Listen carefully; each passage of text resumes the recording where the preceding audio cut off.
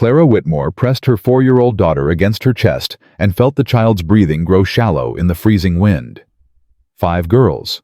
5 daughters depending on her to find shelter before nightfall. And the stagecoach driver had just pointed toward empty wilderness and told her to walk. 3 miles, he'd said. Her dead uncle's ranch lay 3 miles through snow that reached her knees. Baby Ruth coughed a wet, terrible sound. Clara started walking. If you're watching from anywhere in the world, drop your city in the comments below. Subscribe now and stay until the end, because what happens in that Colorado Valley will change everything you believe about survival, motherhood, and second chances. Shipwreck. Clara's boots broke through the snow crust with every step, her body sinking to mid-thigh before finding solid ground. Ruth whimpered against her shoulder, the child's small hands like ice, even through Clara's worn coat. "Mama?" Abigail's voice came from behind, steady, despite everything. "Lottie can't feel her feet anymore." Clara stopped, turned. 4 daughters stretched behind her in a ragged line, the older ones helping the younger, all of them shaking so hard their teeth chattered in rhythm. Josie held Lottie on her back, the 14-year-old's face red with effort and fury. Louisa walked beside them, her practical eyes scanning the horizon for any sign of buildings. "How much farther?" Josie demanded. "The driver said 3 miles. "The driver left us to die." Clara couldn't argue with that. The man had taken one look at her 5 daughters, calculated the weight against his schedule, and decided they weren't worth the extra mile to the actual ranch house. "I don't take wagons off the main road," he'd said. "Not for nobody. I have children, small children. Should have thought of that before you came west in November." Ruth coughed again, that wet rattle that had started somewhere in Kansas and grown worse with every mile. Clara shifted the child higher, felt the fever heat radiating through thin clothes. "We keep moving," Clara said. "We stop, we freeze." "Mama." Lottie's voice was small, scared. "I'm sorry my feet don't work right." "Your feet are fine, baby. Josie's going to carry you a little longer." "I can walk. I can try." "I know you can, but let your sister help. That's what sisters do." They pushed forward. The sun hung low and red over mountains. Clara didn't know the names of painting the snow in shades of blood and gold. Beautiful, she thought distantly. This place might be beautiful if it wasn't trying to kill her children. Abigail moved up beside her, matching her pace despite the difficulty. 17 years old, already more woman than girl, already carrying weight no child should bear. "Mama Ruth's breathing is worse." "I know. She needs warmth, medicine, a doctor." "I know. What are we going to do?" Clara looked at her eldest daughter, saw the fear beneath the composure, and told her the only truth she had. "We're going to walk until we find that ranch. Then we're going to build a fire. Then we're going to survive the night. Everything after that we figure out tomorrow. And if we don't find it before dark, then we dig into the snow and use our bodies to keep the little ones warm." Abigail absorbed this without flinching. She'd learned young not to flinch. They all had, living with a father whose moods shifted like weather and whose fists found targets too easily. "I won't let them die, Mama." "Neither will I." They walked. The cold deepened. Ruth stopped coughing, which terrified Clara more than the coughing had. Lottie went silent on Josie's back, and Josie's steps began to stagger. "Put her down," Clara said. "I can carry her." "You're exhausted. Louisa, take over." "I'm 11, Mama. She's 8. "And you're stronger than you know. Take your sister." The transfer happened quickly. Lottie's small body passing from one sister to another, all of them too cold and tired for gentleness. Josie stumbled when the weight released, and Abigail caught her arm. "Easy." "I'm fine." "You're about to fall over." "I said I'm fine." The sisters glared at each other, anger rising because anger was warmer than fear.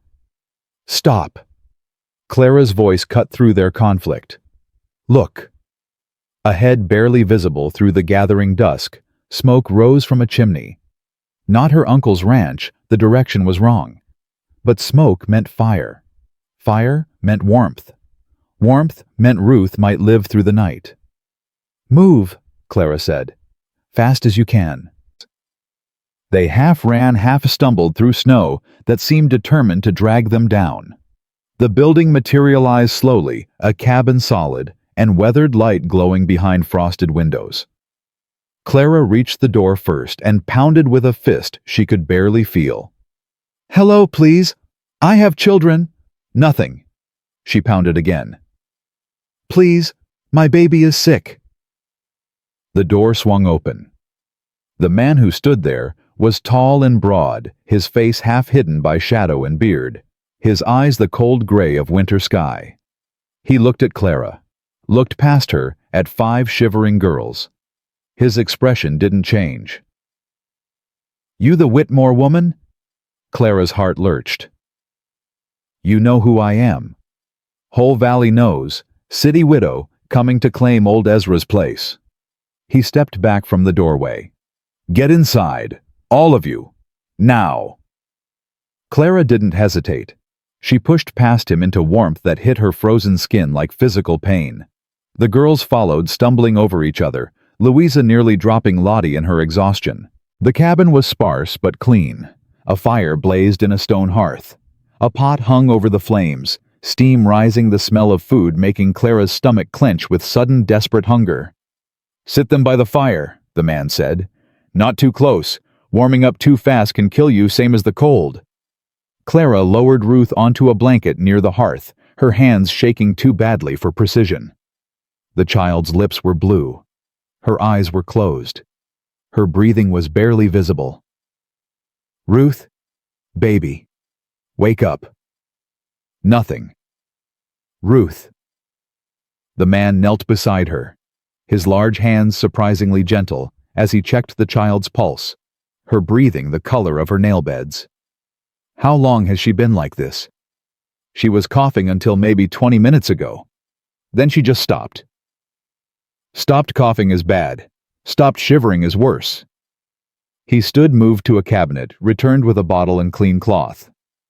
"Whiskey. Don't look at me like that, it's not for drinking. We need to warm her blood." He soaked the cloth, began rubbing it over Ruth's small hands and feet with brisk, methodical movements. Clara watched helpless as her 4-year-old daughter lay motionless between them. "She's going to die." Lottie's voice came thin and terrified from across the room. "Baby Ruth's going to die like Papa did." "Nobody's dying." The man didn't look up from his work. "Not tonight. Not if I can help it." "Who are you?" Clara heard herself ask. "Silas McAllister.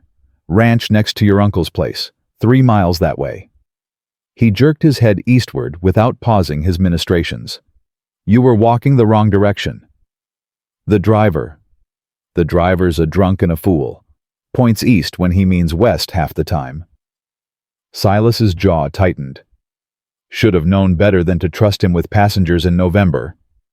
Ruth stirred, coughed. A weak, thin sound, but a sound. "There you are." Silas's voice softened. "Come on, little one. Come back."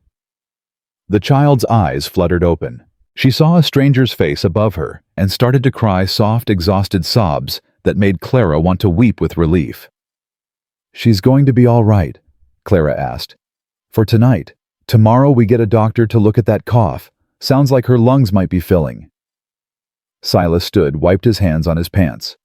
"You other girls, what are your names?" Abigail stepped forward first. "Abigail Whitmore, sir. This is Josephine Louisa Charlotte, and you've met Ruth." "5 daughters." "Yes, sir. No sons." Clara felt her spine stiffen at his tone. "No. No sons. Is that a problem?" Silas looked at her for a long moment, his gray eyes unreadable. "Not for me. Might be for you trying to run a ranch out here." He moved to the pot over the fire, began ladling stew into bowls. "Your Uncle Ezra had 3 sons. Lost all of them to fever one winter. That's why his place went to you, nobody else left." "I didn't know he had children." There's a lot you don't know, Mrs. Whitmore. That's going to be a problem. Josie bristled from her spot near the fire. You don't have to be rude about it. Josie. Clara's voice carried warning. He's acting like we're stupid. We're not stupid. We just didn't have a choice. Silas handed Josie a bowl. Eat. I don't want. Eat. Arguing takes energy. You don't have any to spare. Josie glared at him, but took the bowl. Her first bite was defiant. Her second was ravenous. She finished in minutes and looked ashamed of her hunger. More on the stove, Silas said. All of you eat until you're full. Going to be a long night. They ate in silence. 5 girls and 1 woman consuming enough food for twice their number. Clara hadn't realized how hungry she'd been, how long since any of them had eaten properly. The stagecoach journey had offered little beyond hardtack and weak coffee. When the bowls were empty, Silas collected them without comment and set them aside for washing. Sleep arrangements, he said. I've got 2 beds. You take one with the little ones. Older girls take the other. I'll sleep by the fire. We can't take your beds, Mr. McAllister. You can and you will. I've slept by plenty of fires. But, Mrs. Whitmore, his voice cut through her protest like a blade. Your children nearly died tonight because some fool driver pointed you the wrong direction. I'm not going to let them freeze because their mother's too proud to accept a warm bed. Take it. Clara felt tears prick her eyes. Exhaustion relief, the simple shock of someone offering help without conditions. Thank you. Silas nodded, the gesture sharp and brief. Thank me when your baby survives the night. Morning comes, we need to talk about your situation. What about it? About whether you've got any chance of surviving what's coming, or whether I should put you and your girls back on a stage headed east before this valley buries you. The words were harsh. The delivery was matter-of-fact. Clara heard them both as kindness. The kindness of honesty from someone who knew what she didn't. I'm not going back east, Mr. McAllister. You sure about that? There's nothing to go back to. My husband's dead. His debts consumed everything we owned. I have $5, 5 daughters, and a piece of land I've never seen that supposedly belongs to me now. Clara lifted her chin despite exhaustion. I'm not going back. There's nowhere to go. Silas studied her in the firelight, something shifting behind those gray eyes. All right then, he said finally. Morning comes, we'll see what you're made of. Clara woke to pale light and the sound of Ruth coughing. She was out of the bed before full consciousness returned, crossing to the smaller bed where Ruth lay between Louisa and Lottie, her small body shaking with each rattling breath. Easy, baby. I'm here. Mama. Ruth's voice was barely a whisper. I feel bad. I know. We're going to get you help. The door opened, and Silas entered, stomping snow from his boots, his arms full of firewood. He took in the scene with a single glance. Worse? The same, maybe. I don't know. Town's 12 miles. Doc Williams makes calls, but not in weather like this. Silas stacked wood by the hearth with practiced efficiency. I've got some medicine in the barn. Horse liniment mostly, but there's a few things might help human lungs. Horse liniment. Works better than you'd think. He straightened brushed bark from his sleeves. Your older girl Abigail, she's already up. Found her trying to figure out my cook stove. She's capable. I noticed. The angry one, Josie, she went back to sleep after telling me my cabin smells like horse. Despite everything, Clara felt her lips twitch toward a smile. She's not wrong. No, she's not. Something that might have been amusement flickered across Silas's face. I'll get that medicine. You keep the baby warm, get some food in her if she'll take it. He left. Clara heard him crossing the yard, his boots crunching through snow, then the distant sound of a barn door opening. Abigail appeared from the kitchen area, a pan of something that smelled like eggs in her hands. I found supplies, she said. He's got more food than I expected. He lives alone out here. Makes sense he'd stock up. Mama. Abigail's voice dropped. What are we going to do? What we always do. Survive today. Plan for tomorrow. Ruth needs a doctor. I know. And Uncle Ezra's ranch, we don't even know what state it's in. What if it's fallen apart? What if there's nothing there? Then we figure something out. How? We have $5. $5, Mama. That's not enough to feed 6 people for a week, let alone... Abigail. Clara crossed to her daughter, took the pan from her shaking hands, set it aside. Listen to me. I know you're scared. I know this feels impossible. But I need you to help me keep your sisters calm while I figure out our next step. Can you do that? Abigail's eyes filled with tears. She was too proud to shed. I'm trying. I know you are. And I'm sorry, this is the life I've given you. You deserve better. Mama, don't. You deserve a father who didn't drink away every penny we had. You deserve a home that didn't get sold to pay his debts. I deserve a mother who fights for us. Abigail gripped Clara's hands. And that's what I have. That's what matters. The door banged open. Silas entered with a small wooden box, his expression grim. Medicine, he said, setting it on the table. But we've got a bigger problem. What? Ryder coming up the valley, saw him from the barn. Silas moved to the window, peered through frost. Jedediah Crane owns the biggest spread in the county, also owns the bank, the general store, and about half the town's debt. Why is he coming here? Because he heard about you, Mrs. Whitmore. Same as everyone else. Silas turned from the window, his face hard. Your uncle owed him money, a lot of money. Crane's been waiting for someone to show up and claim that land so he could collect. Clara felt ice spread through her chest. How much money? Don't know exactly. Hundreds at least, maybe more. I don't have hundreds. I have $5. Then you have a problem. Silas moved toward the door. Stay inside. Keep the girls quiet. Let me talk to him first. Mr. McAllister? Stay. Inside. He left. Clara watched through the window as a horse and rider materialized from the snowy distance, a dark figure against all that white moving, with the confidence of a man who owned everything he surveyed. Mama! Louisa's voice came from the bedroom doorway.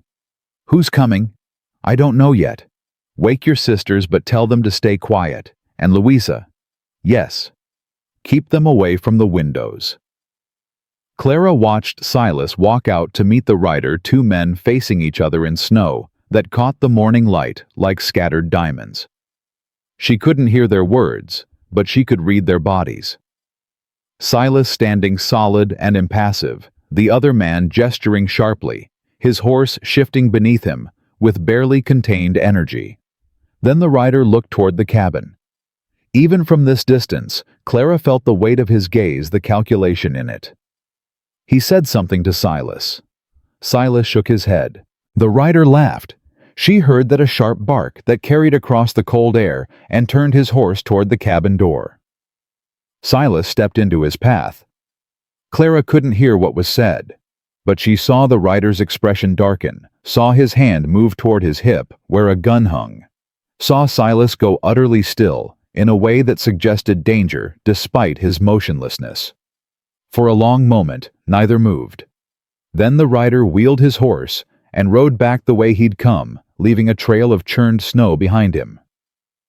Silas stood watching until horse and rider disappeared over a ridge. Only then did he turn and walk back to the cabin. He entered without ceremony, brushing snow from his coat. Jedediah Crane, he said, wanted to introduce himself to the new neighbor. What did he want? Same thing he always wants. Your land, your water rights, whatever he can get. Silas hung his coat by the door. I told him you weren't receiving visitors. What did he say? Said he'd be back. Said he had documents showing your uncle owed him $800. Said if you can't pay, he'll take the land as settlement. $800. Clara felt the number like a physical blow. She'd never had $800 in her entire life. Is it true? Did my uncle owe him that much? Might be. Ezra had hard years toward the end. Lost his sons, lost his will to fight. A man like Crane, he preys on that kind of weakness. So I inherit debt along with land I've never seen. Appears so. Clara sank into a chair, her legs suddenly unable to hold her.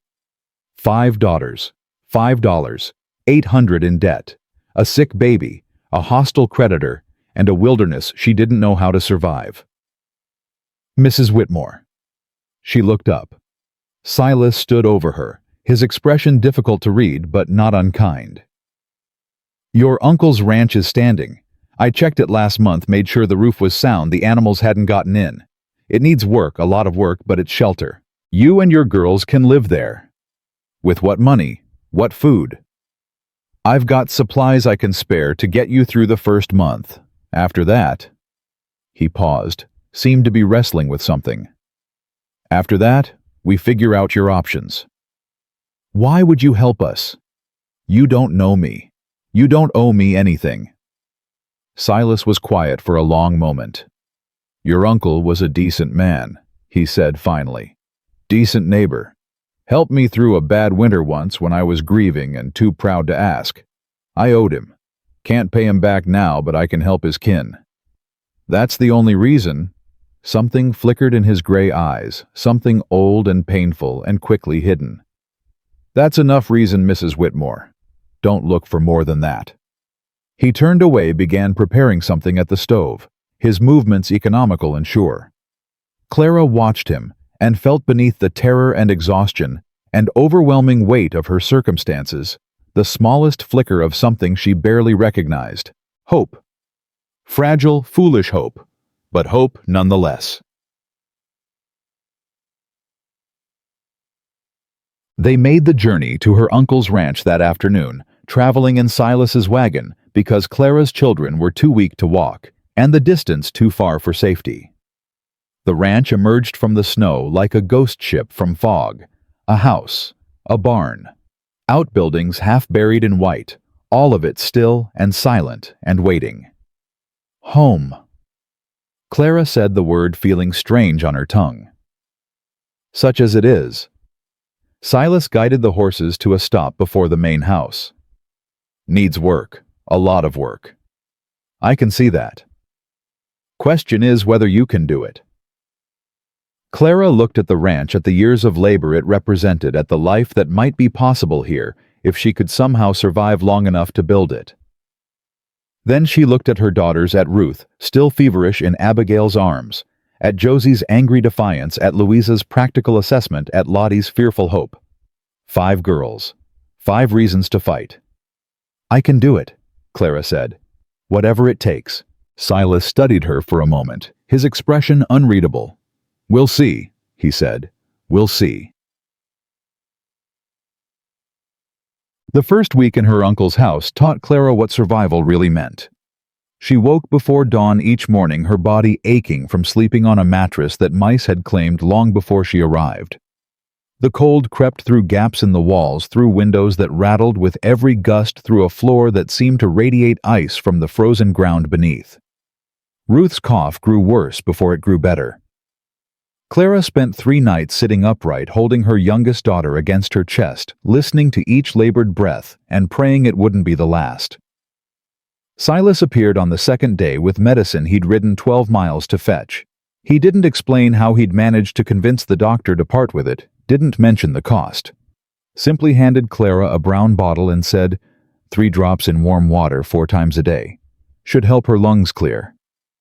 I can't pay you for this. Didn't ask you to. Mr. McAllister. Give it to your girl before her fever gets worse. He turned toward the door, then paused. I'll be back tomorrow. Need to show you how to work the pump before it freezes solid. He left before Clara could thank him properly. The pump lesson came the next morning. Silas demonstrating with patient efficiency how to prime the mechanism, how to break ice that formed overnight, how to keep water flowing through pipes that wanted nothing more than to freeze. You'll need to do this every morning, he said. Before sunrise if you can manage it. Once the ice sets hard, you'll be melting snow for water, and that takes time you don't have. Clara's arms burned as she worked the pump handle, her muscles weak from years of city life, where water came from taps and heat came from radiators. But she pumped until water flowed, until her shoulders screamed, until she could feel the beginnings of calluses forming on her palms. "Better," Silas said when she finished. "You'll get faster." "I feel like I'm going to collapse." "You won't. Body's stronger than you think. Just needs time to remember."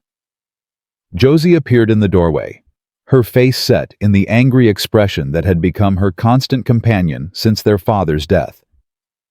"Mama Ruth's asking for you." "Is she worse?" "She wants breakfast, says she's hungry." Clara felt relief wash through her like warm water. Hungry was good. Hungry meant healing. "I'll be right there." Silas touched his hat. "I'll check the barn. See what equipment your uncle left that might still be useful." He walked away before Clara could respond, his boots leaving deep prints in snow that had fallen fresh overnight. "He's strange," Josie said, watching him go. "He's helping us." "Why?" "Because he was your uncle's neighbor, because he's a decent man." "Papa was decent too at first." Clara felt the words like a slap. She turned to face her daughter, fully saw the fear beneath the anger, the wounds that hadn't healed and might never heal completely. "Josie, Mr. McAllister is not your father. All men are the same eventually." "No, they're not." Clara gripped her daughter's shoulders. "I know your father hurt us. I know you're scared. But closing yourself off to everyone who might help us isn't protection, it's prison. We can't survive here alone." "I don't trust him." "You don't have to. I'm asking you to give him a chance to prove himself, same as we're asking this valley to give us a chance." Josie's jaw tightened, but she didn't argue further. It was as close to agreement as Clara was likely to get. They went inside together, and Clara found Ruth sitting up in bed for the first time since their arrival. Her fever-bright eyes focused on the bowl of porridge Abigail was preparing. "Mama." Ruth's voice was still weak, but there was life in it. "I'm hungry." "I know, baby. Abby's making you breakfast." "Can I have extra? My tummy feels empty all the way down." Clara laughed, the sound surprising her. When was the last time she'd laughed? "You can have as much as you want." Abigail brought the porridge, and Clara watched her youngest daughter eat with the desperate focus of the truly starving. The medicine was working. Ruth was going to survive. One crisis managed, 1,000 more waiting. Silas returned from the barn an hour later, his expression thoughtful. "Your uncle left more than I expected. Plows rusted but salvageable. Harness needs mending. Found some tools that'll be useful come spring." Spring feels very far away. 3 months, give or take. Question is whether you can last that long. "What do we need to survive until then?" Silas settled into a chair across from her, his large frame making the furniture look fragile. "Food. You've got what I brought, maybe 2 weeks' worth if you're careful. After that, you need to buy more or find other sources." "With what money?" "That's the problem." He leaned forward, elbows on knees. "Your uncle ran cattle. Most of them scattered after he died, but some might still be on your land sheltering in the canyons where the wind doesn't reach. If we can find them, get them through winter, you'd have something to sell come spring." "How many cattle?" "Can't say for certain. Maybe 20 head. Maybe more, maybe less. Winter's hard on range cattle. Some won't survive no matter what we do. And if we can't find them, if they're all dead or gone, then you've got land but nothing to work it with. Crane will offer to buy. He'll offer less than it's worth, but it might be enough to get you and your girls somewhere safer." Clara felt her spine stiffen. "I'm not selling." "Mrs. Whitmore, I'm not selling. This is the only thing I have to give my daughters, the only future I can offer them. I won't hand it over to a man who tried to cheat my uncle when he was alive." Something shifted in Silas's expression. Respect, maybe. Or recognition of a stubbornness that matched his own. "All right then. If you're staying, we need to find those cattle. And I need to teach you how to keep them alive. Teach me? It's not easy work. I don't need easy. I need possible. Silas studied her for a long moment, his gray eyes unreadable. Tomorrow, he said finally. Dress warm. We ride at first light. Clara had never ridden a horse in her life. She'd seen them on Philadelphia streets pulling carriages and wagons, their massive bodies a common sight, but never something she'd considered mounting. The mare Silas led from his barn the next morning looked enormous. This is Sadie, he said. Steadiest horse I own. She'll take care of you if you don't startle her. I don't know how to... You'll learn. He positioned her beside the horse, showed her where to put her foot, how to grip the saddle. Pull yourself up, swing your leg over. Don't think about it, just do it. Clara tried. Failed. Tried again. On the third attempt, she managed to haul herself into the saddle, her legs screaming protest, her heart pounding with the unfamiliar height. I'm up. You're up. Now stay up. They rode out from Silas's ranch toward the mountains, moving slow through snow that reached the horse's knees in places. Clara gripped the reins too tight, sat too stiff, made every mistake a new rider could make. Silas corrected her without impatience. Relax your legs. You're squeezing her like you're afraid she'll disappear. Loosen your grip on the reins, she knows where she's going. Move with her, not against her. You fight the horse, you'll both be miserable. By noon, Clara's thighs burned and her back ached, but she could stay mounted without constant terror. Progress such as it was. They found the first cattle in a canyon sheltered from the worst of the wind. 6 head thin, but alive, huddled together for warmth. They wore Clara's uncle's brand, a lazy E, that marked them as hers. There's your start, Silas said. 6 is better than none. How do we get them back to the ranch? We don't. Not yet. They're sheltering here for a reason.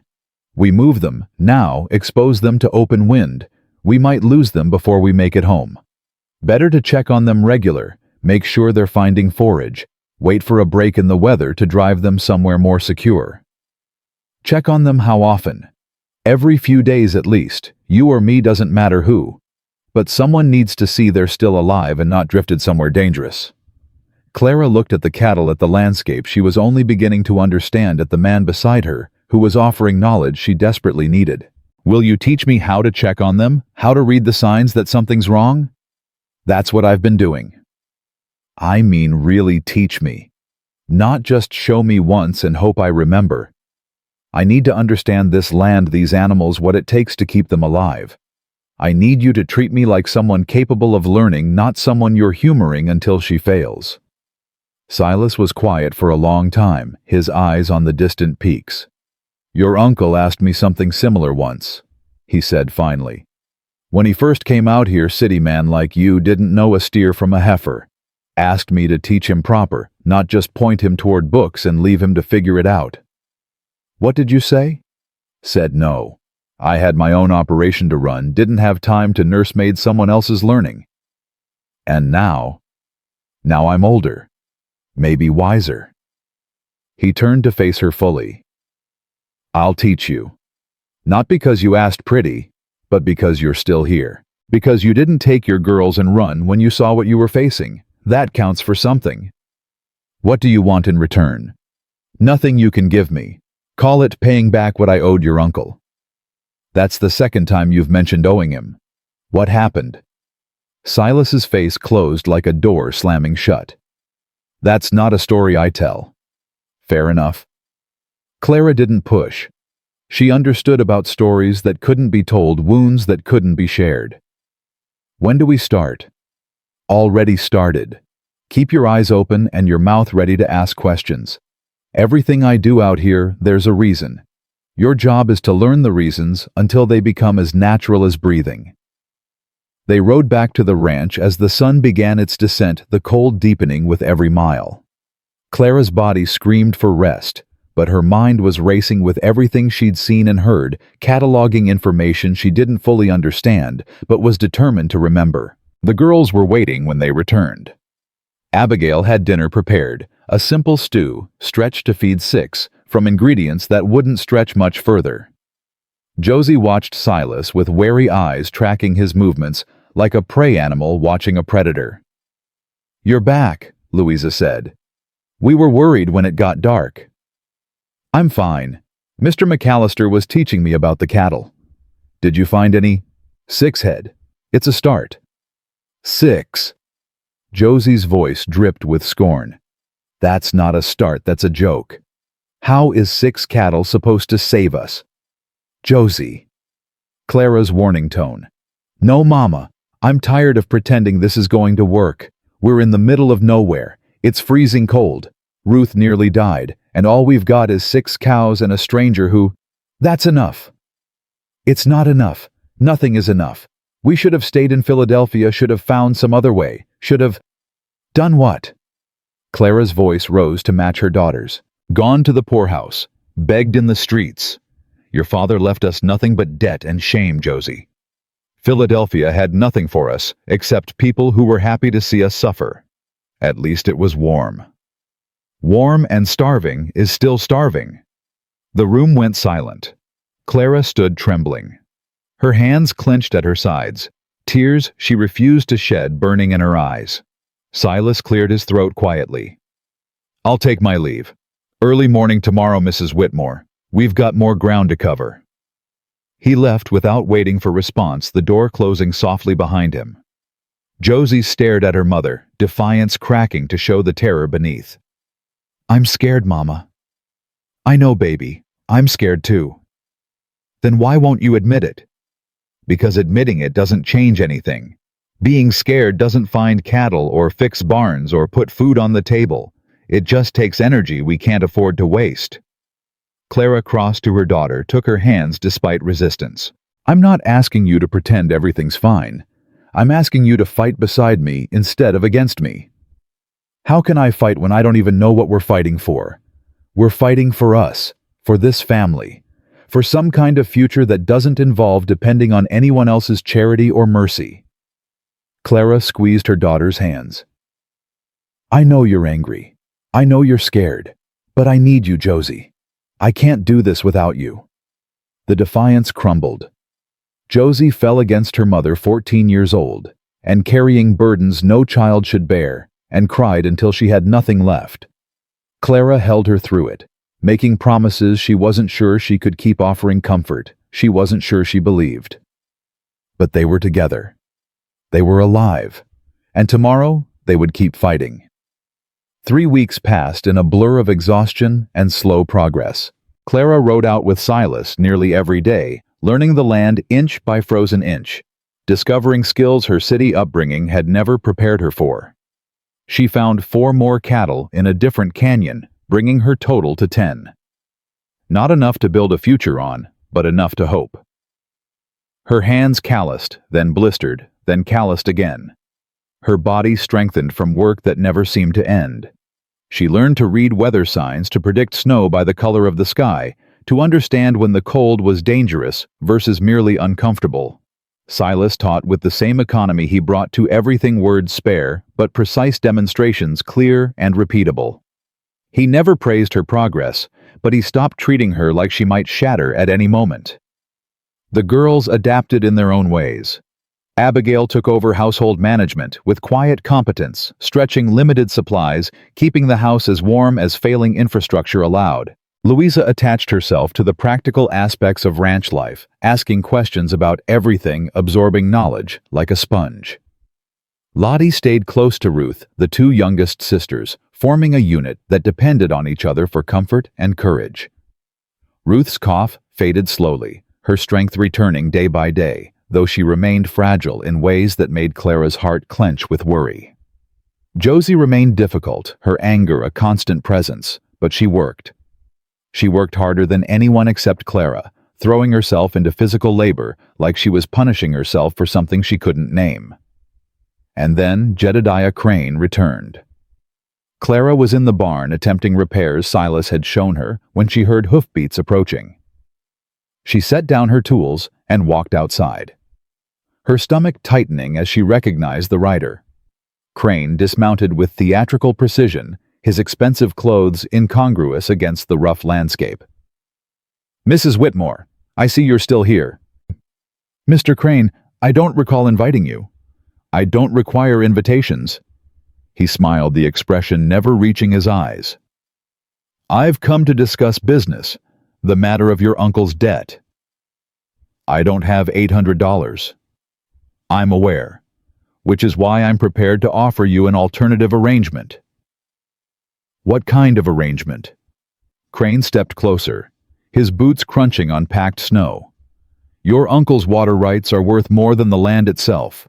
The creek that runs through this property feeds 3 other ranches downstream. If I controlled that water, I could control everything in this valley." "And you want me to sell you the water rights?" "I want to buy your entire property, Mrs. Whitmore. I'll forgive the $800 debt and give you another $200 on top. That's $1,000 total, enough to take your daughters somewhere warm, somewhere safe, somewhere you won't have to worry about freezing to death or starving." It was tempting.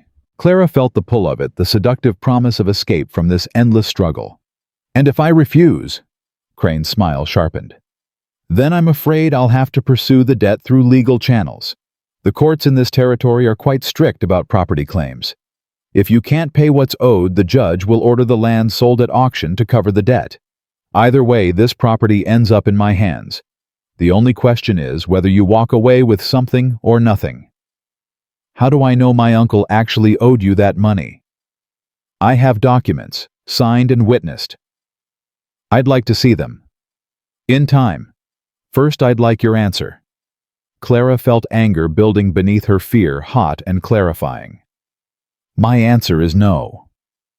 "Mrs. Whitmore." "My answer is no. I won't sell to a man who preys on widows and orphans. I won't hand over my children's future to someone who waited until my uncle was too weak to fight back before claiming debts that may or may not be real." Crane's expression hardened. "You're making a mistake." "Maybe, but it's my mistake to make. You have until the end of winter to change your mind. After that, I file in court." He remounted his horse, looking down at her with contempt. "Think carefully, Mrs. Whitmore. This valley has broken stronger people than you." He rode away, leaving Clara standing in the snow, her heart pounding her hands, shaking with rage and fear. She was still standing there when Silas appeared, his horse emerging from the tree line where he'd obviously been watching. "How much did you hear?" Clara asked. "Enough. Is he right? Can he take this land if I can't pay?" Silas dismounted, his expression grim. "He can try. Courts here aren't always fair, and Crane's got money to buy whatever verdict he wants, but he's got to prove that debt first. Your uncle wasn't a fool. If he owed that much money, there'd be records beyond whatever Crane claims to have." "Where would those records be?" "Bank in town, maybe. Your uncle's papers, if he kept any." Clara thought of the trunk in her uncle's bedroom filled with documents she hadn't had time to examine. There might be something in the house. Then we look tonight, and we find out exactly what Crane thinks he's owed and whether there's any truth to it.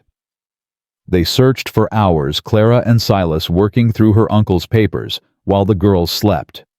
Receipts, letters, legal documents that made little sense to Clara's untrained eye. But Silas understood. "Here." He pulled a yellowed paper from the stack. "This is a promissory note from Crane to your uncle, not the other way around." "What does that mean?" "Means your uncle loaned Crane money not borrowed from him. $300 7 years ago. And here, another paper, is a record of partial repayment. Crane paid back $100, still owes $200. Clara stared at the documents, understanding dawning. "He's lying. Crane is lying about my uncle's debt because he wants this land." "Appears so. Question is whether we can prove it in court." "These papers prove it." "These papers help. But Crane's got lawyers, witnesses. He's probably paid to say whatever he needs them to say. We need more than old receipts to beat him." Clara felt hope and despair wrestling in her chest. "What do we do?" Silas was quiet for a long moment. "We find allies," he said finally. "People in this valley who know what Crane is, who've been hurt by him, who might be willing to stand up if they think there's a chance of winning." Would they do that? Stand up to someone with that much power? Some might, if they believe you're worth fighting for. Silas met her eyes. "That's the question, Mrs. Whitmore. Can you make them believe?" Clara thought of her daughters sleeping in the next room, of everything she'd survived to bring them here, of the future she was fighting to build. "I can try," she said. "That's all I can do. Try." Silas nodded slowly, something shifting in his expression that Clara couldn't quite name. "Then we start tomorrow. You've got a valley to convince, and a winter to survive." He stood gathering his coat. "Get some rest. Morning comes early." He left, and Clara sat alone in the lamplight, surrounded by papers that might save her family or mean nothing at all.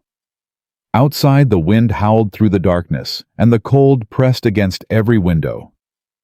But inside, for the first time since arriving in Colorado, Clara Whitmore felt something stronger than fear. She felt ready to fight. The next morning, Clara rode into Westcliff with documents tucked inside her coat and fear churning in her stomach. Silas had offered to come, but she'd refused. This was her fight, her family, her future to save or lose. The town looked different in daylight than it had when she'd first arrived, desperate and half-frozen on that stagecoach. Smaller somehow. More fragile. A collection of buildings clinging to existence in a valley that didn't care whether they survived. She tied Sadie outside the general store and walked inside her boots, tracking snow across the wooden floor. The woman behind the counter looked up with eyes that had seen too much hardship to be surprised by anything. "Help you?" "I'm looking for Minerva Blackwood. I was told she owns a ranch south of here." "Minnie? What do you want with her?" "I want to talk. About Jedediah Crane." The woman's expression shifted. Something that might have been fear, might have been hope, flickered across her weathered face. "You're the Whitmore widow, Ezra's niece." "I am." "Heard Crane's been sniffing around your property. Heard he's claiming your uncle owed him money." "He's lying. I have proof." The woman was quiet for a long moment. Then she leaned forward, her voice dropping. "Minnie Blackwood lives 3 miles south past the old mill. You'll know her place by the red barn. But be careful what you say in town. Crane's got ears everywhere." "Thank you. Don't thank me yet. Most folks in this valley are too scared to stand up to that man. Minnie's different, but different don't always mean willing." Clara left the store and rode south, following directions that led her through country she was only beginning to recognize.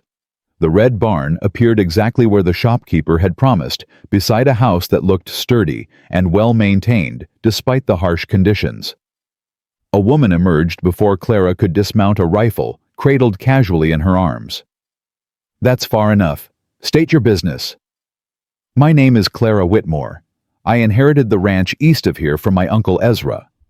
"I know who you are. Whole valley knows. Question is why you're on my property." "Because Jedediah Crane is trying to steal my land, and I was told you might understand what that feels like." Minerva Blackwood lowered the rifle slightly. She was perhaps 60, her face lined by sun and wind and years of hard living. Her eyes sharp with intelligence that assessed Clara from boots to bonnet. "Get down off that horse. We'll talk inside." The house was warm and clean, filled with the accumulated possessions of a life lived fully. Minerva poured coffee without asking and settled across the table from Clara with the directness of someone who didn't waste time on pleasantries. "Crane tried to take my place 6 years ago. After my husband died, and everyone assumed a woman alone couldn't hold on to 2,000 acres. What happened? I fought him, dirty and public, and with everything I had. Cost me most of my savings and all of my reputation in certain circles." Minerva's smile was sharp.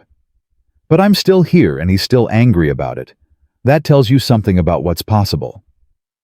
"How did you win?" I found proof he'd cheated my husband in a business deal years before. Brought it to court, made such a stink that the judge couldn't ignore it without looking bought. Crane backed off rather than face exposure. I have proof too. Clara pulled the documents from her coat. My uncle loaned Crane money, not the other way around. Crane still owes the estate $200. Minerva examined the papers with careful attention, her expression growing sharper with each page. This is good. This is real good. But Crane's got lawyers who can twist anything, witnesses who'll say whatever he pays them to say. You need more than paper to beat him in court. What do I need? People, voices, others who've been cheated, threatened, pushed around. Crane's been working this valley for 20 years. He's made enemies. Question is whether those enemies are brave enough to stand up when it counts. Will you help me find them? Minerva set down the papers and looked at Clara with eyes that had measured countless people and found most of them wanting. Why should I? I've got my own place to run, my own problems to manage. What's it to me if some city widow loses a ranch she didn't even know she had? Clara felt the words like a test, a challenge she had to meet. Because if Crane wins against me, he'll be stronger, more confident, more dangerous to everyone else he's been circling. You said yourself he's been working this valley for 20 years. How many more years before he owns everything? How many more widows, more orphans, more decent people who can't fight back? Pretty speech. It's not a speech. It's the truth. Clara leaned forward. I have 5 daughters, Mrs. Blackwood.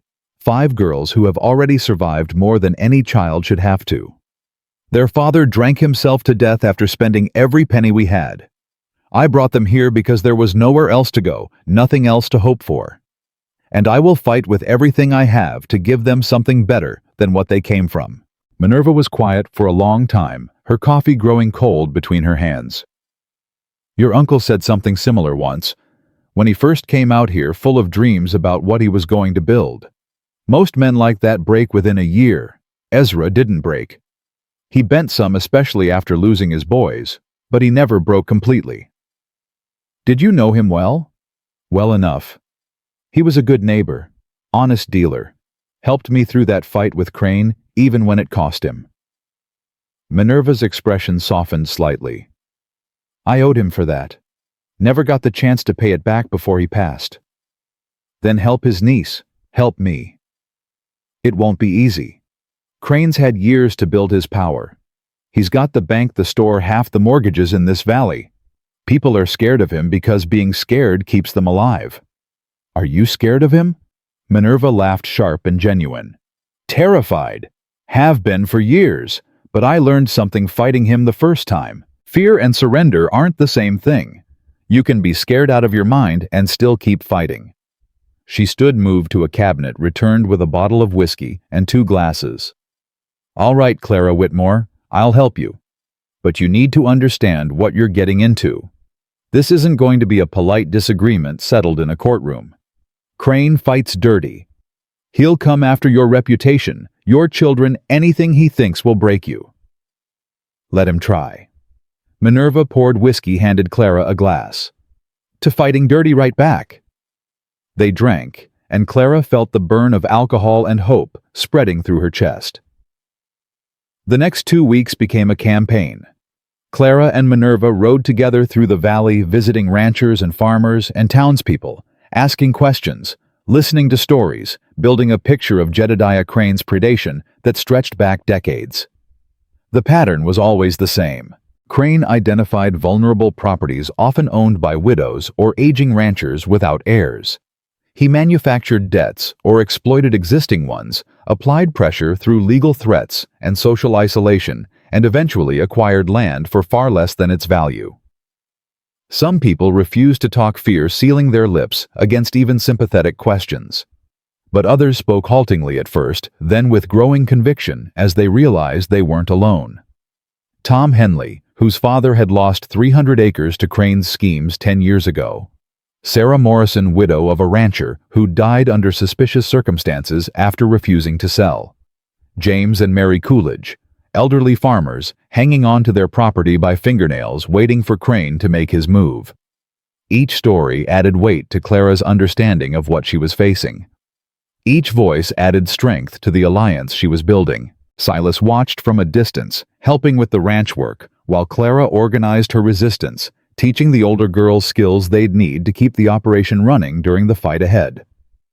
One evening, returning late from a meeting with the Coolidges, Clara found him waiting on her porch despite the bitter cold. "You're making progress," he said. "Slow progress, but progress." Crane knows. Word is he's been asking questions about who you've been visiting, what you've been saying. Let him ask. Silas studied her in the lamplight, his gray eyes thoughtful. "You're different than when you arrived. Stronger, more sure of yourself." "I don't feel sure. I feel terrified every morning when I wake up and remember what we're trying to do." That's what strength looks like from the inside. Fear you act through instead of fear that stops you. Clara moved to stand beside him, looking out over land she was only beginning to know but already loved. "Silas, why are you really helping me? Not the debt to my uncle, not neighborly obligation, the real reason." He was quiet for so long she thought he wouldn't answer. "I had a family once. Wife named Catherine, son named Thomas. They died in a fever that swept through the valley 12 years ago now. I couldn't save them. Couldn't do anything but watch them slip away. I'm sorry. After that, I closed myself off. Stopped letting anyone close, stopped caring about anything except keeping my operation running. Told myself it was strength, but it was just hiding." He turned to face her, his expression more open than she'd ever seen it. "Then you showed up. City woman with 5 daughters and no idea what she was facing. Should have been a disaster. Should have failed within the first week. Instead, you kept fighting. Kept getting up every time something knocked you down. Kept putting your children first even when it cost you everything. That's just motherhood. No, that's courage. The kind I used to have before I let grief turn me into a coward. You're not a coward." "I was. For years I was. Watching you fight for your family reminded me what living actually looks like." He reached out, touched her hand briefly. "That's why I'm helping. Because you woke up something in me I thought was dead." Clara felt warmth spreading through her that had nothing to do with the lamp and everything to do with the man standing beside her. "Silas, don't say anything, not yet. You've got a fight to win first, and whatever this is between us, it needs to wait until you're safe." He stepped back, creating distance that felt necessary and unwelcome at the same time. "Win your fight, Clara. Secure your future. Then we'll see what comes after." He left, walking into darkness toward his own ranch, leaving Clara with a heart full of feelings she didn't have time to examine, and a battle she couldn't afford to lose. The confrontation came sooner than expected. Clara was in town purchasing supplies when Crane appeared, flanked by 2 men who looked like they'd been hired more for muscle than any honest work. "Mrs. Whitmore, I hear you've been busy." "Mr. Crane, I have nothing to say to you." "That's unfortunate because I have quite a bit to say to you." He stepped closer, his voice dropping. "You've been spreading lies about me throughout this valley, stirring up trouble, turning decent people against a businessman who's done nothing but support this community." "I've been telling the truth. There's a difference." "The truth is a flexible thing, Mrs. Whitmore. It bends depending on who's telling it and who's listening." Crane's smile was cold. "I could make your life very difficult. Your daughters' lives very difficult. A word in the right ear and that general store stops selling to you.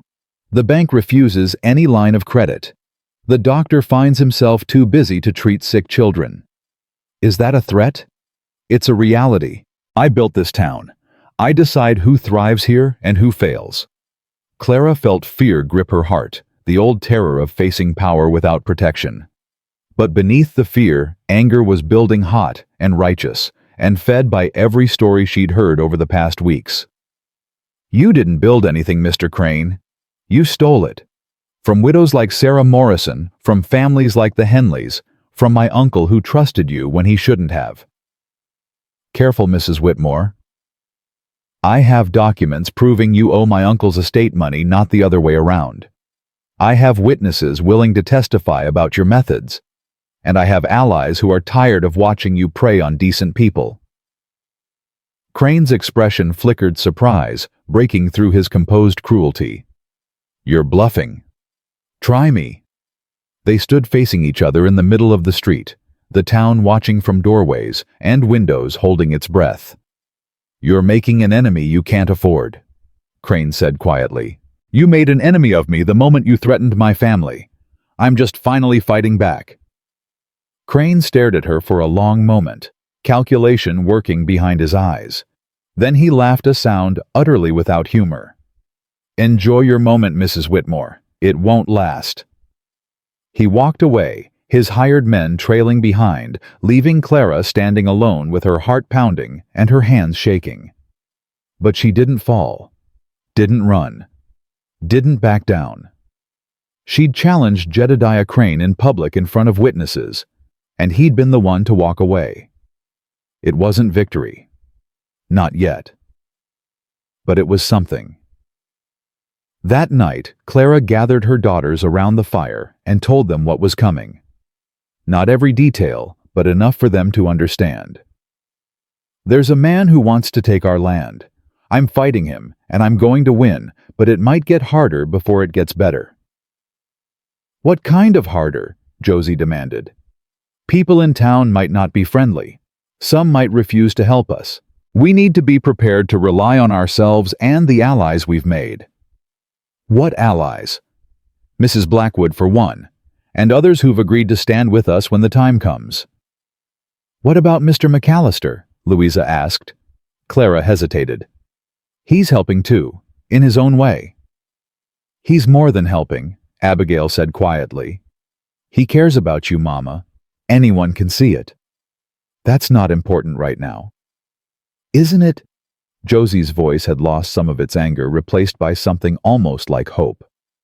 "Maybe it's exactly what's important. Maybe having someone who cares about you really cares is the whole point." Clara looked at her difficult, wounded, perceptive daughter and felt tears prick her eyes. "When did you get so wise?" "I've been watching, learning, seeing how you fight even when you're scared." Josie's jaw trembled. "I want to be like that, Mama. I want to be strong like you." "You already are, baby. You already are." The girls moved closer, forming a circle of warmth and solidarity that had nothing to do with the fire and everything to do with family. "Whatever comes," Clara said, "we face it together. That's what Whitmore women do." Together. They echoed their voices, blending into a single promise. Outside, the winter wind howled against the walls, and somewhere in the darkness, Jedediah Crane was planning his next move. But inside, surrounded by daughters who believed in her, and strengthened by allies who'd chosen to stand with her, Clara felt ready for whatever came next. The fight wasn't over. In many ways, it was just beginning. But for the first time since that terrible day on the stage, Coach Clara Whitmore knew she wasn't facing it alone. Crane's retaliation came 3 days later. Clara arrived at the general store to find the door locked against her, the shopkeeper's wife shaking her head through the window with fear in her eyes. "I'm sorry," the woman mouthed. "I can't." Clara stood on the wooden sidewalk, her list of needed supplies crumpling in her fist, and understood exactly what Crane had meant about making her life difficult. The bank was next. The manager, a nervous man named Pritchard, who sweated even in the cold, refused to meet her eyes. "I'm afraid we can't extend credit to your account, Mrs. Whitmore." "I'm not asking for credit. I'm asking to access my uncle's accounts. Money he deposited before he died. Those accounts have been frozen pending resolution of outstanding debts. What debts? I have proof those debts don't exist. Take it up with Mr. Crane's lawyers. Until then, my hands are tied." Clara walked out of the bank with empty hands and a heart full of fury. Crane was choking her out, cutting off every resource she needed to survive the winter and fight back against his claims. She found Silas at her ranch when she returned, mending a fence that had collapsed under the weight of overnight snow. He took one look at her face and set down his tools. What happened? Cranes blocked me from the store and the bank. I can't buy supplies. I can't access my uncle's money. How much do you have left? $3. Maybe 2 weeks of food if we're careful. Clara's voice cracked. He's going to starve us out. No, he's not. Silas's voice was steady, certain. I've got supplies, more than enough to share. I can't keep taking from you. You've already given too much. This isn't charity, Clara. This is neighbors helping neighbors. That's how this valley has always survived, by people standing together when someone tries to tear them down. But, no buts. You think I'm going to watch your daughters go hungry because some greedy man wants what isn't his? Silas stepped closer, his gray eyes fierce. You think I'm going to let him win by doing nothing? Clara felt tears threatening, the exhaustion and fear of the past months finally overwhelming her careful control. I'm so tired, Silas. Tired of fighting. Tired of being scared. Tired of wondering if I made a terrible mistake bringing my girls here. You didn't make a mistake. You made a choice. The right choice, even if it doesn't feel that way right now. How do you know? Because I've watched you for 2 months now. Watched you learn things that take most people years. Watched you stand up to a man who's broken stronger people than you. Watched you hold your family together through everything this valley has thrown at you. He reached out, cupped her face in his calloused hands. You're not going to fail, Clara. I won't let you. She leaned into his touch, drawing strength from his certainty. What do we do now? We keep fighting. Crane wants to isolate you, so we make sure everyone knows what he's doing. He wants to starve you out, so we make sure you have everything you need. He wants you to break, so we show him what breaking looks like. And the court case. The documents, we present them, in front of witnesses in public where he can't bury the truth with lawyers and bribes. Silas released her face, stepped back. Minerva's already talking to Judge Harrison. He's one of the few honest men in the territory. If we can get our evidence in front of him, Crane's lies fall apart. Will he listen? He'll listen. Question is, whether Crane will let us get that far. The answer came 2 nights later when Clara woke to the smell of smoke. She was out of bed and running before full consciousness returned her body, responding to danger with instincts she hadn't known she possessed. The barn was on fire. Flames licked up the eastern wall, spreading fast in the dry winter air, consuming wood that had stood for 20 years in a matter of minutes. Girls, wake up, get outside. Abigail appeared first, already pulling on boots, her face white with fear. Mama, what?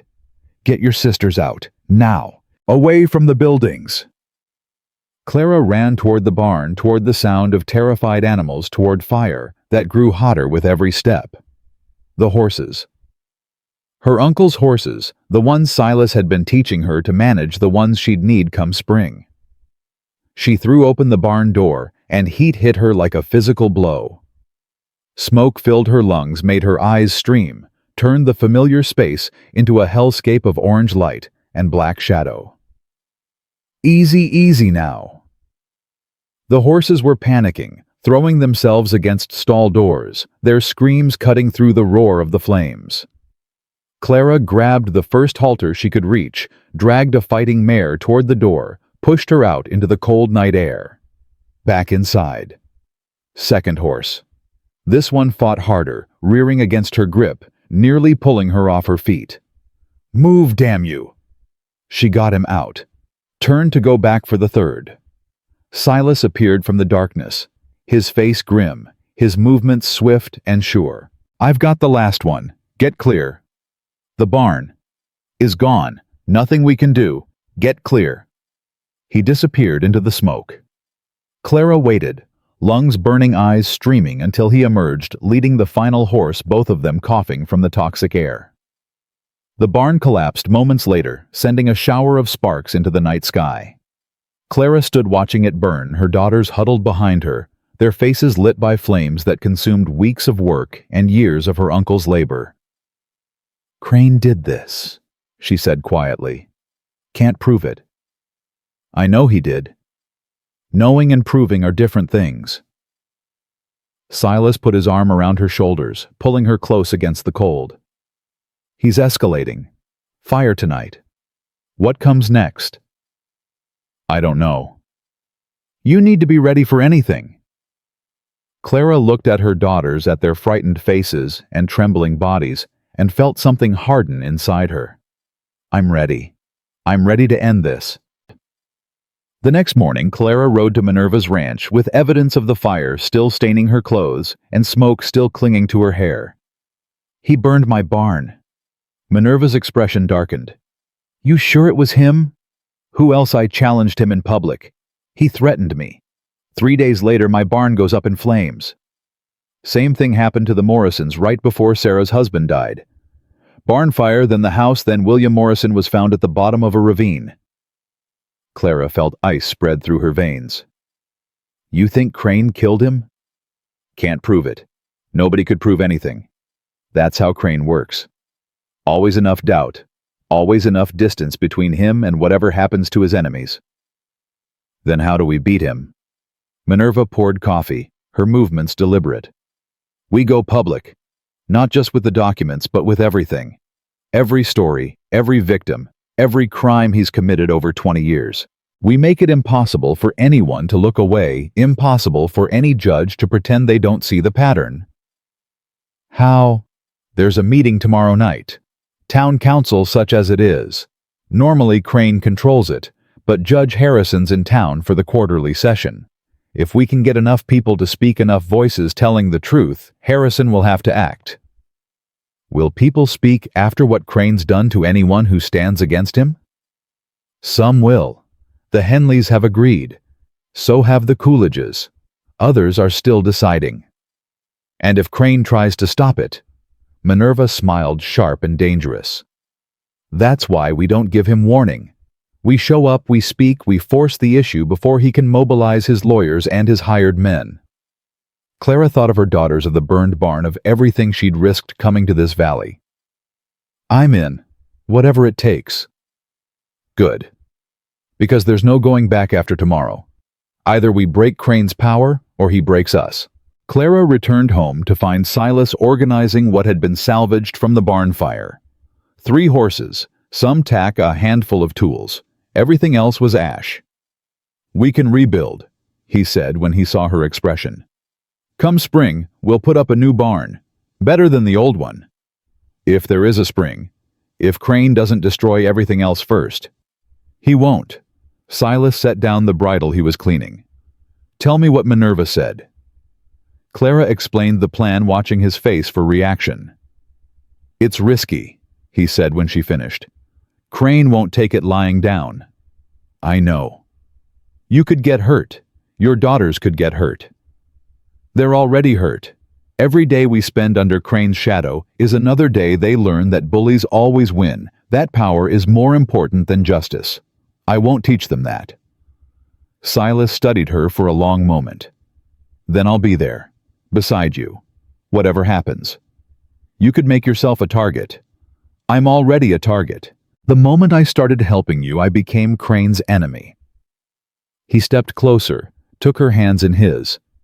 I told you once that watching you fight woke something in me I thought was dead. That's true. But it's more than that now. Silas. Let me say this. Whatever happens tomorrow, you need to know.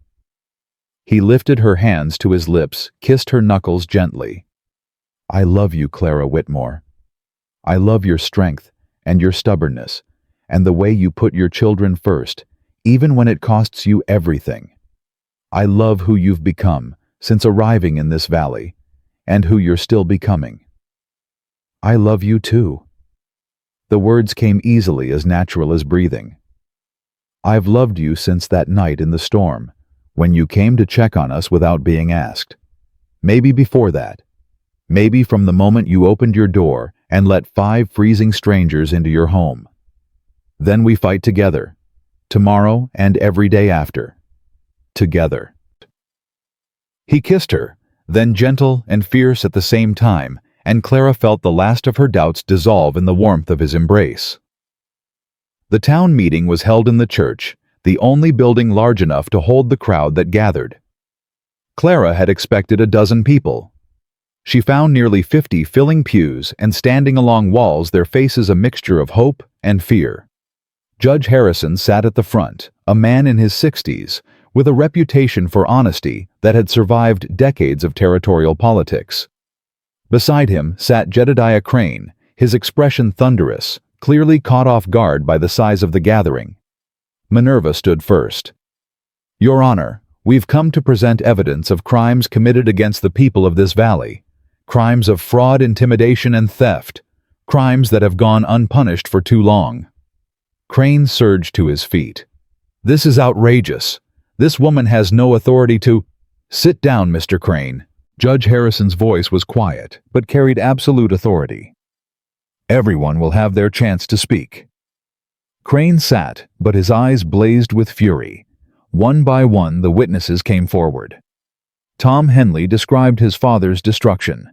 Sarah Morrison spoke of her husband's death and the suspicious circumstances surrounding it. The Coolidges presented documents showing how Crane had manipulated their mortgage. And then it was Clara's turn. She stood before the judge, before Crane, before a town that had watched her struggle for months, and laid out every piece of evidence she possessed.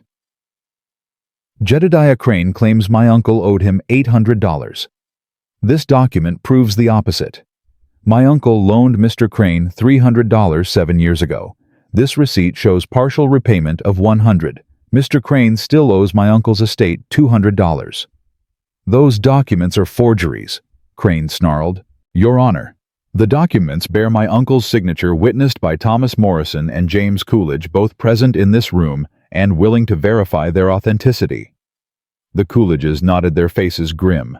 Crane's expression shifted, calculation replacing fury. "This is a conspiracy. These people have been turned against me by Mrs. Whitmore's lies and the influence of Mrs. Blackwood, who has harbored a grudge since I rightfully claimed property she couldn't manage." "Rightfully?" Minerva's voice cut through the murmur. "You stole my land through forged documents and bribed witnesses. The only reason I got it back was because I found proof you couldn't bury." "Proof? What proof?" "The same kind of proof we have now. The kind that shows exactly who you are and what you've done." Judge Harrison raised his hand for silence. "Mr. Crane, you've been accused of serious crimes by multiple witnesses with documentary evidence. How do you respond?" Crane stood, straightening his coat, recovering his composure with visible effort. "I am a businessman, Your Honor. I have made enemies, as all successful men do. These accusations are the desperate attacks of people who owe me money and wish to escape their obligations. The documents suggest otherwise. Documents can be forged. Then you won't object to a formal investigation." Judge Harrison's voice was level. "I'm ordering all relevant financial records seized and examined. If these accusations are false, the investigation will prove it. If they're true—" "You can't do this." "I can, and I am." The judge stood. "Jedediah Crane, you are ordered to appear before the territorial court in 3 weeks to answer these charges. Until then, all claims you hold against properties in this valley are suspended pending investigation." The room erupted. Clara felt Silas's hand find hers, felt Minerva's arm around her shoulders, felt the weight of the past months finally beginning to lift. Crane pushed through the crowd toward her, his face twisted with rage. "You think you've won? This isn't over. I will destroy you. I will destroy everyone who stood against me tonight." Clara met his eyes without flinching. "No, Mr. Crane, you won't, because we're not afraid of you anymore." She turned her back on him and walked out of the church, surrounded by people who had finally found the courage to stand together. The night air was cold, but clean, free of smoke and fear. Silas pulled her close, his breath warm against her hair. "You did it. We did it. All of us. What happens now? Now we wait for the investigation, and we rebuild, and we start living the life we came here to build. Together." Clara looked up at the man who had saved her family, taught her to survive, loved her through everything. Together. Always. Behind them, the church emptied, as the people of the valley scattered toward homes that might finally be safe from Jedediah Crane's shadow. The fight wasn't completely over. There would be the trial, the investigation, the slow process of justice working through territorial courts. But the power had shifted. The silence had broken.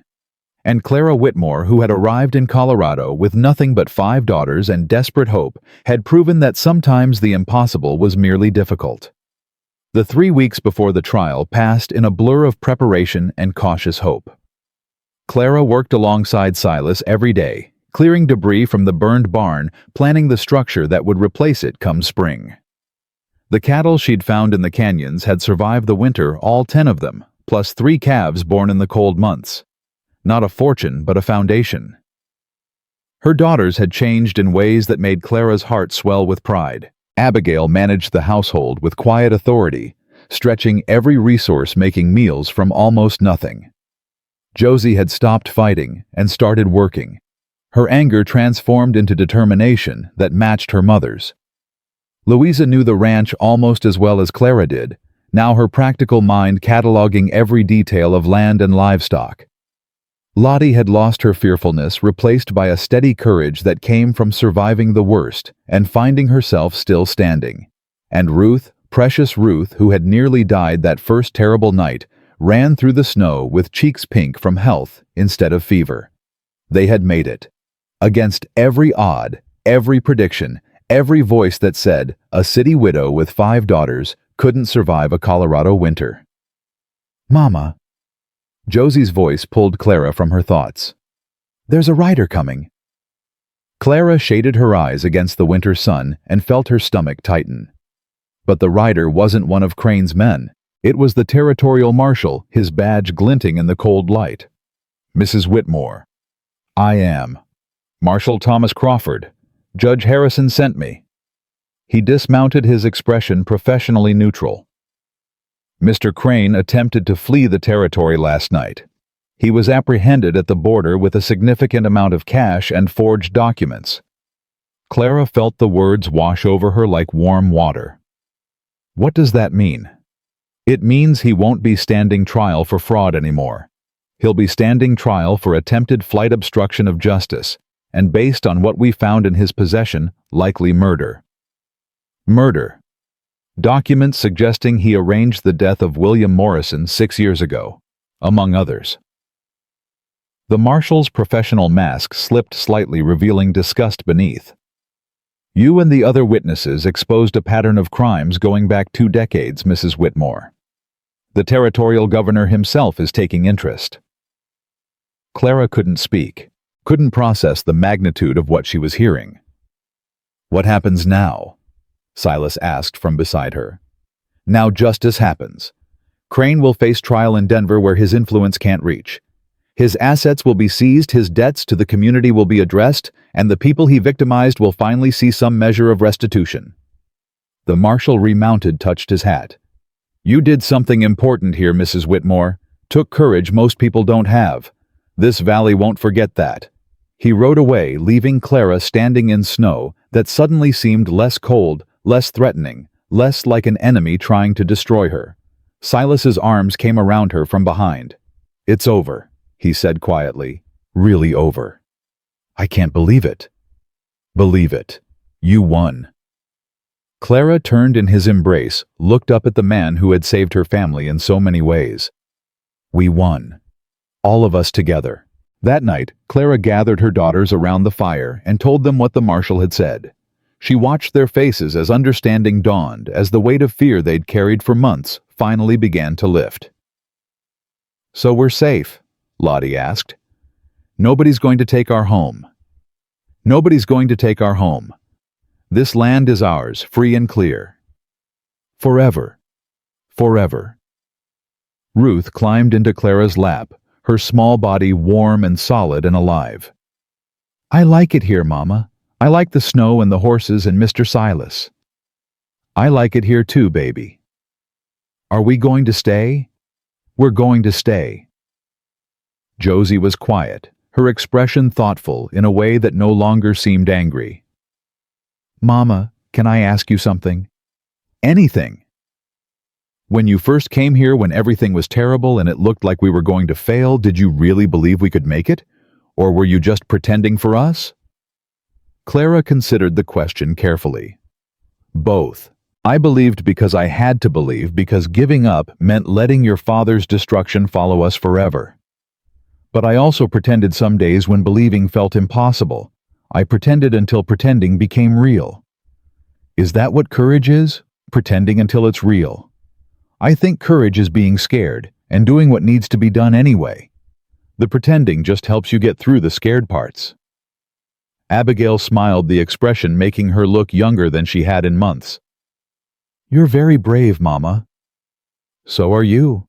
All of you. You survived things no children should have to face, and you came out stronger. We had a good teacher, Louisa said quietly. Clara felt tears threatening and didn't try to stop them. I love you, all of you, more than I can ever say. We love you too, Mama. They sat together until the fire burned low, a family that had been shattered and rebuilt, broken and healed, tested and proven. Spring came slowly to the wet mountain valley, snow retreating inch by inch to reveal grass that would feed cattle and hope that would feed souls. The new barn rose where the old one had burned, built by hands from across the valley. Ranchers who had stood with Clara against Crane came to help, repaying courage with labor, solidarity with sweat. Minerva Blackwood worked alongside the men, her sharp tongue directing efforts with the efficiency of a general commanding troops. Clara learned to swing a hammer, to measure boards, to understand the geometry of construction, the way she'd learned to understand cattle and weather and survival. Her muscles had grown strong over the winter months. Her hands calloused, her body adapted to work that would have killed her 6 months ago. Silas worked beside her every day, their partnership deepening through shared effort and quiet conversations. He taught her things she hadn't known to ask about, ranching wisdom accumulated over decades, and she taught him things he'd forgotten: the value of hope, the power of family, the importance of opening your heart, even when it meant risking pain. You're different, she told him one evening as they sat on her porch watching the sun set. Different how? Lighter, like something that was pressing down on you has lifted. Silas was quiet for a moment. I spent 12 years grieving, not moving forward, not really living, just existing in the shadow of what I'd lost. You showed me that grief doesn't have to be a prison. I didn't do anything special. You did everything special. You arrived in this valley broken and terrified and determined to build something anyway. You showed me that starting over is possible at any age, in any circumstance. I had help. Everyone needs help. The strength is in accepting it. Clara leaned against his shoulder, feeling the solid warmth of him, the steady beat of his heart. I want to build a life with you, Silas. A real life. Not just neighbors helping each other survive, but partners building something together. Is that a proposal, Mrs. Whitmore? It might be, if you're brave enough to accept. He laughed, the sound rich and genuine. I've faced blizzards, droughts, cattle stampedes, and Jedediah Crane. I reckon I'm brave enough to take on a widow with 5 daughters. Is that a yes? That's a yes. Clara felt joy spreading through her like spring warmth after a long winter. The girls will be happy. The girls already know. Abigail cornered me last week and asked what my intentions were. Very formal, very protective. What did you tell her? Told her my intentions were honorable, and I'd treat her mother with the respect she deserved. Told her I loved you and I loved them, and I wanted to spend whatever years I have left building something good with all of you. What did she say? She said I'd better not disappoint her or she'd make me regret it. Silas smiled. I believed her. The wedding happened in early May when the valley was green and the mountains still wore caps of white. Reverend Whitfield performed the ceremony in the small church where Clara had confronted Crane months before. The pews were filled with people who had become friends, neighbors, allies in a fight that had changed everyone involved. Minerva stood as Clara's witness, her weathered face soft with emotion she rarely showed. You did good, Clara Whitmore. Better than good. Couldn't have done it without you. Could have. Would have been harder, but you would have found a way. That's what survivors do. Clara's daughters stood in a row wearing dresses Abigail had sewn from fabric purchased with money earned from their first cattle sale. 5 girls who had started this journey, frightened and uncertain now, standing tall with the confidence of those who had faced the worst and prevailed. Ruth, youngest and most precious, carried flowers picked from meadows that belonged to them. "Mama looks pretty," she whispered loudly to Lottie. "Mama looks happy," Lottie whispered back. Clara heard them both and felt her heart overflow. Silas waited at the front of the church dressed in clothes that were new but not fancy, his gray eyes bright with emotions he'd spent years hiding from the world. "You sure about this?" he asked quietly as she reached him. "Never been more sure of anything. It won't always be easy." "Nothing worth having ever is." Reverend Whitfield cleared his throat. "Dearly beloved, we are gathered here today to witness the union of Clara Whitmore and Silas McAllister in holy matrimony." The words flowed over Clara like a benediction, each promise a building block in the foundation of her new life. "Do you, Silas Jacob McAllister, take this woman to be your lawfully wedded wife, to have and to hold in sickness and in health for richer or poorer? Until death do you part?" "I do." "And do you, Clara Jane Whitmore, take this man to be your lawfully wedded husband, to have and to hold in sickness and in health, for richer or poorer, until death do you part?" Clara looked at Silas, at the man who had opened his door to strangers on the worst night of her life, who had taught her to survive, and then taught her to thrive, who had loved her without asking for anything in return. "I do." "Then by the power vested in me by God and the territory of Colorado, I pronounce you husband and wife. You may kiss the bride." The kiss was tender and certain, sealing promises made in words with the language of the heart. The church erupted in applause, the sounds of a community celebrating not just a wedding, but a victory over darkness and fear. Clara's daughters surrounded them, 5 girls who had gained a father they could trust, a protector who would never raise a hand in anger. "We're a family now," Ruth said solemnly. "A real family." "We've always been a real family," Clara told her. "Now we're just bigger."